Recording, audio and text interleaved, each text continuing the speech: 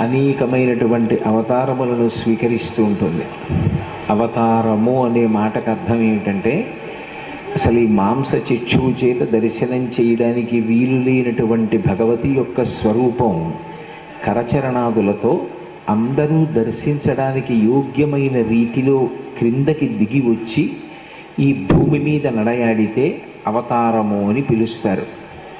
అలా భగవంతుడు కానీ భగవతి కానీ అనేక అవతారములు స్వీకరించారు. నిజానికి భగవంతుడికి లింగభేదం ఉండదు. ఆయన స్త్రీ కాదు, పురుషుడు కాడు, నపుంసకుడు కాడు.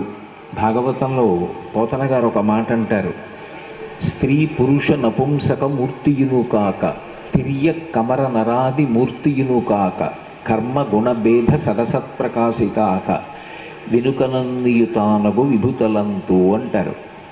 నిజానికి ఈశ్వరుడు